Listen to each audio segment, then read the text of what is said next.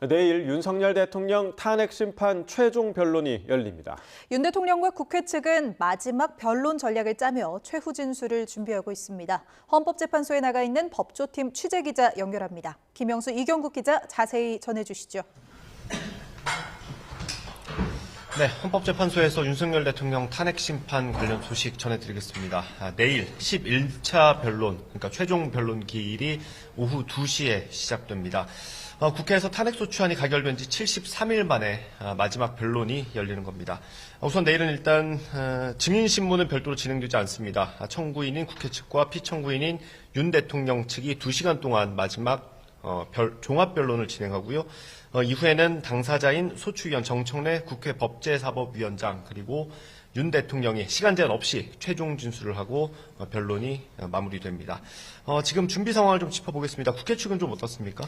네, 일단 국회 측은 막바지 최후 변론 준비에 열을 올리는 모습입니다. 주말과 휴일에도 준비를 위한 회의가 잇따라 진행이 됐습니다. 일단 국회 탄핵소추단은 오늘 오후 4시 반에 최종 회의를 열고 최후 변론 전략을 확정할 것으로 보입니다. 최종 의견을 진술할 정청래 법사위원장이 이 소추위원들 의견을 종합해서 결정할 것으로 보입니다. 계엄 선포의 위헌 위법성 그리고 군경을 투입해서 국회와 선관위 등 헌법기관 침탈을 시도한 점을 강조할 것으로 전망됩니다. 국회 대리인단도 온오프라인 회의를 병행하면서 변론 전략을 점검하고 있습니다. 대리인단은 이 마지막 종합변론에 민주주의 회복이나 국가 발전에 대한 고민도 담는다는 계획입니다. 대리인단의 대표 변호사들도 내일 직접 변론에 나설 것으로 파악이 됐습니다. 네, 대통령 측 대리인단은 주말에 이어서 오늘도 서울구치소에 있는 윤 대통령을 접견하면서 변론 방향에 대해서 논의하고 있습니다. 구체적인 종합변론 방식이나 내용 등에 대해서는 아직 밝혀지지 않은 상황이고요. 다만 앞선 변론 때와 마찬가지로 야당의 폭거, 부정선거 의혹 등을 부각하면서 계엄의 정당성을 강조할 걸로 보입니다. 또 탄핵심판 증인신문 과정을 통해서 불리한 진술이 대부분 탄핵됐다는 점을 강조할 걸로 전망됩니다. 무엇보다 대통령이 내일 직접 발언 기회를 얻으니까 어떤 말을 할지 관심인데 좀 어떻게 전망해 볼 수 있습니까? 네, 일단 앞서 말씀드린 대로 이 소추위원과 윤 대통령의 최종 의견 진술은 따로 시간 제한이 없습니다. 윤 대통령이 직접 최종 의견을 구치소에서 쓰고 있다는 것 말고는 딱히 알려진 게 없어서 전망과 분석이 계속 나오고 있는 상황인데요. 일단 윤 대통령 측의 변론 기조를 좀 살펴보면 가늠해 볼 수 있을 것 같습니다. 일단 비상계엄을 선포할 수밖에 없었던 배경에 대해서 설명을 하고 경고성 계엄이었다는 주장을 이어갈 것으로 보입니다. 국회 봉쇄나 정치인 체포 의혹을 두고는 윤 대통령이 변론에서도 직접 언급했던 내란 공작이라는 이 방침으로 맞대응할 가능성도 있습니다.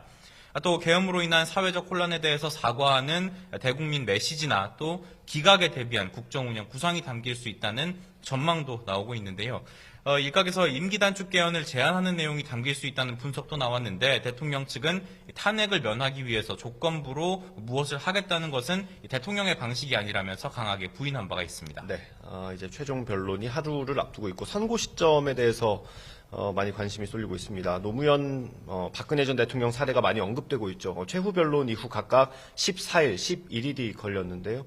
그래서 다음 달 10일을 전후해서 윤석열 대통령에 대한 탄핵 심판 결과도 나올 거라는 전망이 나오고 있습니다. 이 기간 동안은 온전히 이제 헌법재판소의 시간이라고 보시면 됩니다. 재판관들이 모여서 회의하는 평의 그리고 표결에 거쳐서 결정하게 될 전망이고요. 표결을 이제 최종 의견을 취합하는 절차로 보시면 되겠습니다. 인용 또는 기각 아니면 각하 이렇게 의견을 내는 것인데요. 통상의 경우를 보면 주심 재판관이 다수 의견을 기초로 결정서 초안을 쓰게 됩니다. 만약 주심 재판관이 소수 의견이면 다수 의견 재판관 중에 결정서 초안 작성자가 지정되는 시스템입니다. 선고 날짜가 언제쯤 공개될까요? 일단 내일 최종 변론이긴 하지만 선고 날짜를 공지하지 않을 가능성이 굉장히 높습니다. 선고 기일이 잡힐 그 주에 당사자들에게 이 통지를 하고 언론에도 기일을 함께 공개할 것으로 예상이 됩니다. 앞서 이 박근혜 전 대통령 탄핵 심판의 경우에는 2017년 3월 10일에 선고가 됐는데 이틀 전인 8일에 선고 날짜가 공지된 바가 있습니다. 선고 날짜나 시간을 정하는 건 역시도 재판관의 평의를 통해서 결정이 됩니다. 2017년에는 3월 10일 오전 11시에 선고가 진행이 됐습니다. 이 보안을 유지하기 위해서 최종 표결을 선고 직전에 하는 것 아니냐는 분석도 나왔었는데요. 선고 날짜는 물론이고 언제 시간이 어떻게 정해질지도 주목해봐야 될 것 같습니다. 네. 지금까지 윤석열 대통령에 대한 탄핵 심판 소식 짚어봤고요. 오늘 박성재 법무장관에 대한 탄핵 심판 준비기일이 열리죠? 네, 맞습니다. 오늘 오후 2시, 조금 뒤입니다. 오늘 오후 2시부터 이곳 헌재에서는 박성재 법무부 장관 탄핵 심판의 첫 변론 준비기일이 진행이 됩니다. 쟁점을 정리하고 증거와 증인을 신청하는 등 정식 변론을 준비하는 절차라서 당사자 출석 의무는 없지만 박 장관은 오늘 직접 헌재에 나왔습니다.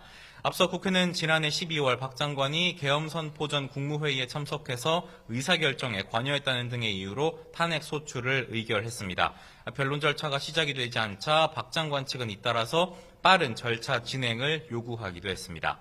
이와 함께 오늘 오후 4시부터는 이창수 서울중앙지검장과 조상원 4차장 그리고 최재훈 반부패 수사 2부장 등 검사 3명의 탄핵심판 변론기일도 열립니다. 재판부는 오늘 피청구인인 검사 3명에 대한 신문을 진행한 뒤에 변론을 종결한다는 계획입니다. 네, 잠시 뒤면 박성재 법무장관에 대한 탄핵심판 변론 준비기일도 열립니다. 그 내용도 저희가 새로 들어오는 대로 다시 정리해서 전해드리겠습니다. 지금까지 헌법재판소에서 전해드렸고요. 상암동 스튜디오 나와주십시오.